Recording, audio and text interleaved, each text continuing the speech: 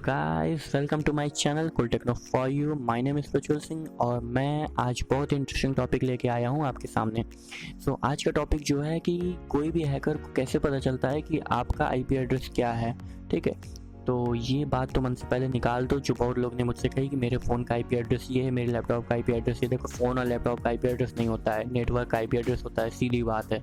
ठीक है, अगर आपको इसके बारे में डीपली वीडियो चाहिए तो मैं सेपरेट डाल दूंगा, आप कमेंट कर लो। अगर आप जानते हो कि किसका आईपी एड्रेस होता है, क्या होता है, तो ठीक है। अगर नहीं जानते हो तो आप कमेंट कर दो, इसके बारे में हम बाद में बात करेंगे। ठीक है, आज का जो टॉपिक है पहले हम उसके बारे में बात करेंगे। उसके बारे में बात करते हुए भी हम और भी चीज़ें जानेंगे कि कैसे कौन कौन से हमारे कमांड होते हैं नेटवर्क से रिलेटेड, जो हमें नेटवर्क का और भी ज्ञान देते हैं कि नेटवर्क में आखिर में क्या क्या होता है और हम नेटवर्क से कैसे कनेक्ट हो सकते हैं और नेटवर्क के बारे में कैसे और चीज़ें जान सकते हैं। तो चलिए स्टार्ट करते हैं। वीडियो को स्टार्ट करने से पहले मैं अपने वीडियो में जो जो बताना चाहता हूँ उसको मैं समराइज़ करके आपको बता दे रहा हूँ कि मेरे वीडियो को 6 पार्ट में डिवाइड किया गया। अब 6 पार्ट में पहला पार्ट क्या है कि मैं ऐसा कमांड बताऊँगा जिसके वजह से आपको 300 अदर कमांड पता चलेंगे, मतलब 300 अदर नेटवर्क कमांड आपको पता चलेंगे। सेकंड क्या है, नेटवर्क मैक एड्रेस, आपका जो नेटवर्क है उसका मैक एड्रेस आप कैसे फाइंड कर सकते हैं। ठीक है, और फिर तीसरा क्या है, आप अपने आईएसपी का, जो आपका इंटरनेट सर्विस प्रोवाइडर है, चाहे वो एयरटेल हो, चाहे जियो हो, चाहे बीएसएनएल हो, चाहे आइडिया हो, तो आप उसका आईपी एड्रेस कैसे निकाल सकते हैं। ठीक है, गेट कर सकते हैं उसका आईपी एड्रेस। अब मैं उसके बाद ये बताऊंगा कि आप डीएनएस कैश को कैसे क्लियर कर सकते हैं। फिर मैं बताऊंगा वाईफाई अडाप्टर को आप प्राइवेट और पब्लिक कैसे बना सकते हैं। और लास्ट चीज़ मैं ये बताऊंगा कि हैकर कैसे आपके आईपी एड्रेस का पता लगाते हैं और आपके डेटा को, आपका जो डेटा होता है वो आसानी से लीक हो जाता है। ठीक है, इतनी चीज़ें मैं बताने वाला हूँ। चलिए स्टार्ट करते हैं अपनी वीडियो। चलिए हम स्टार्ट करते हैं। तो स्टार्ट करते हैं। पहला कमांड हम जानते हैं कि ऐसा कौन सा पहला कमांड है जो हमारे 300 से भी ज़्यादा अदर कमांड को शो करेगा। जो हमारे नेटवर्क से रिलेटेड 300 से भी ज़्यादा कमांड है उनको शो करेगा। उसके लिए हमको अपना विंडोज़ पावरशेल ऑन करना पड़ेगा। विंडोज़ पावरशेल ऑन करने के लिए आपको सर्च करना है बस कि विंडोज़ पावरशेल, फिर एक एप्लीकेशन होगा उस पर क्लिक करना है, आपका विंडोज़ पावरशेल ऑन हो जाएगा। ठीक है, फिर उसके बाद आपको यहाँ कमांड लिखना है GCM *, ठीक है, फिर नेट, फिर उसके बाद स्टार, इतना लिखोगे।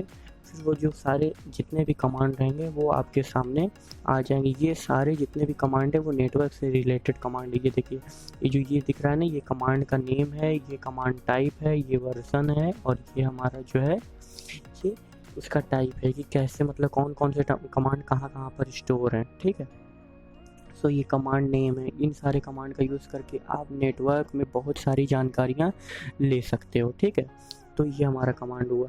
अब हमको जो दो चीज़ जाननी थी कि हमको अगर अपने नेटवर्क का मैक एड्रेस पता करना है और हमको अपने नेटवर्क का अगर हमको अपने आईएसपी एड्रेस पता करना है। ठीक है, तो हम कैसे पता करें, उसके लिए हम कमांड प्रॉम्प्ट पे जाते हैं। ठीक है, तो पावरशेल और कमांड प्रॉम्प्ट दोनों एक ही तरीके के हैं, लेकिन पावरशेल जो है वो ज़्यादा चीज़ें हमें प्रोवाइड करता है, कमांड प्रॉम्प्ट उतनी चीज़ें हमें प्रोवाइड नहीं कर पाता। ठीक है, तो पावरशेल का यूज़ हम बड़े कमांड को लिखने के लिए करते हैं, लेंथी कमांड उसमें लिखे जाते हैं और ज़्यादा चीज़ें उससे प्रोवाइड होती हैं। ठीक है, ये हमारा कमांड प्रॉम्प्ट है।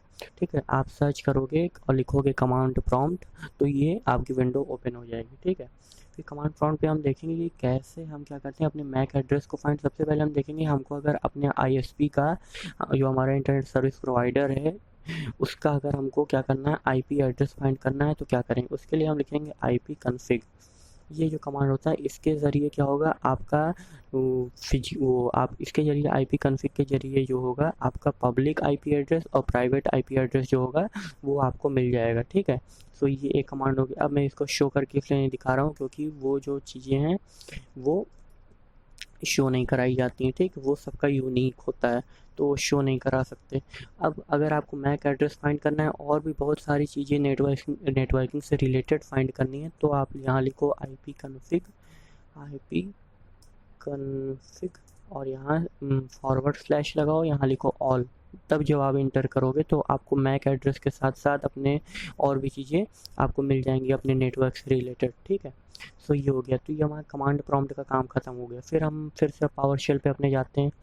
जब हम फिर अपने पावरशेल पर जाएंगे तो फिर उसके बाद हमको अब यहाँ क्या करवाना था, हमको डीएनएस कैश जो है वो क्लियर करना था। डीएनएस कैश क्या होता है, जब आप किसी भी वेबसाइट पर विजिट करते हो तो उसका कुछ डेटा जो होता है वो टेम्परेरी स्टोर होता है वो, और आपका ऑपरेटिंग सिस्टम जो है वो उसको मेंटेन करता है, ठीक है। तो इसी डेटा को क्लियर करने के लिए हम डीएनएस कैश को क्लियर करते हैं, ठीक है। तो इसको क्लियर करने के लिए कमांड का यूज़ करते हैं, ये इसलिए यूज़ किया जाता है, ये सब मैं बाद में बता दूंगा। लेकिन अब इसको क्लियर कैसे किया जाता है उसके लिए हम यहाँ कमांड लिखते हैं, क्लियर डीएनएस क्लाइंट और कैश। जब यहाँ ये डीएनएस क्लाइंट CACHE कैश, ठीक है। जब यहाँ आप ये लिखोगे क्लियर हाइफन डीएनएस क्लाइंट और कैश, जब आप ये लिखोगे फिर इंटर मारोगे तो आपका जो कैश जितना भी डेटा होगा टेम्परेरी वो क्लियर हो जाएगा, ठीक है। अगर आपने अमेज़ॉन साइट पर विजिट किया है और अगर उसका डेटा क्लियर करना चाहते हो तो आप यहाँ लिखो गेट, ठीक है। आप यहाँ लिखो गेट, फिर लिखो डीएनएस क्लाइंट CACHE कैश और यहाँ स्टार, यहाँ लिखो स्टार, ठीक है। यहाँ आपने लिखा star.amazon, मतलब amazon.com का जो भी हमारा कैश डीएनएस कैश डेटा है वो क्लियर हो जाएगा, ठीक है। तो इसका यूज़ हम क्यों करते हैं वो मैं कभी और बता दूंगा। अभी आप इतना जानो कि इस कमांड का यूज़ हम इस कमांड मतलब ये कौन सा कमांड यूज़ किया जाता है, ठीक है।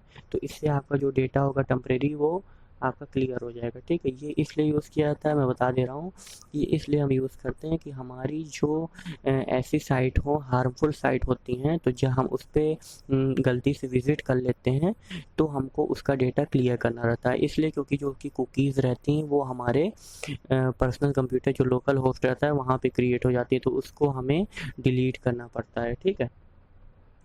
अब ये हो गया, हमने देख लिया कि डीएनएस कैश को कैसे क्लियर करते हैं, ठीक है।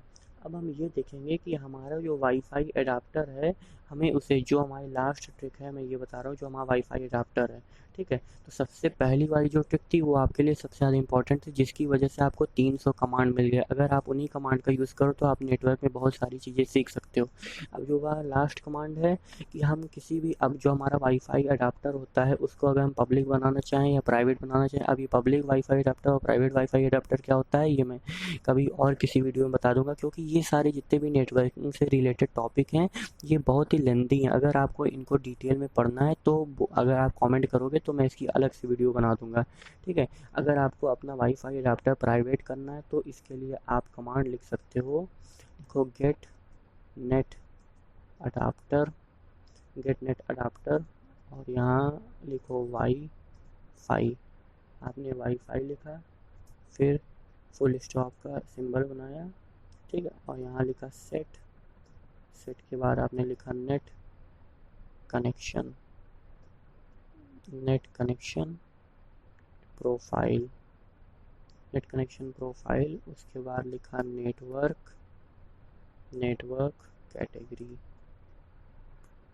कैटेगरी और यहाँ लिखा प्राइवेट, ठीक है। एक मिनट, यहाँ ये गलती हो गई कि यहाँ हमने स्पेस नहीं छोड़ा, ठीक है। अब यहाँ हमने स्पेस छोड़ दिया है, तो अब आप जब इंटर करोगे तो आपका जो नेटवर्क अडाप्टर है वो प्राइवेट बन जाएगा। अगर आप प्राइवेट की जगह पब्लिक करना चाहते हो अपना नेटवर्क अडाप्टर तो पब्लिक भी कर सकते हो, ठीक है। जो हमारा लास्ट पॉइंट है कि हैकर कैसे हैक कर लेता है आपका आईपी एड्रेस को और कैसे आपकी जानकारियाँ जो होती हैं उस तक पहुँच जाती हैं, ठीक है। होता ऐसा है कि जब हैकर आपको हैक करता है तो वो ऐसे हैक कर सकता है कि जब भी आप किसी भी पब्लिक वाईफाई का यूज़ करते हो, पब्लिक वाईफाई मतलब हम बहुत बार देखते हैं कि हम ऐसी गलती कर देते हैं कि पब्लिक वाईफाई जो हमको सिक्योर नहीं होता है, जैसे हमको कोई भी ओपन नेटवर्क मिल गया, अगर उसमें कोई पासवर्ड नहीं लगा है तो हम उस वाईफाई को अपने फ़ोन से कनेक्ट करके यूज़ कर लेते हैं, लेकिन हम ये नहीं समझते कि वो किसी भी हैकर का जाल हो सकता है, मतलब उसका एक्सेस पॉइंट हो सकता है।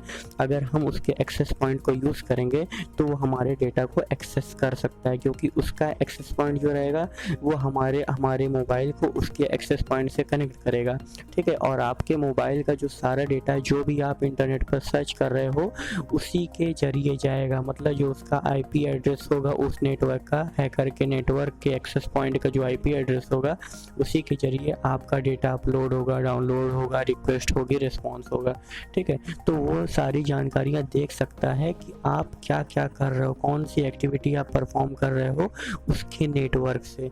तो ये कभी मत भूल करना कि कोई भी आपको वो मतलब ओपन नेटवर्क मिल गया, अगर उसमें पासवर्ड नहीं लगा है तो आप उसको यूज़ कर डालो, क्योंकि किसी आपके जब भी आप उसके नेटवर्क से कनेक्ट होगे तो आपके फ़ोन का हर डेटा वो क्या कर सकता है, जो आपका फ़ोन है आपका हर डेटा वो एक्सेस कर सकता है, ठीक है।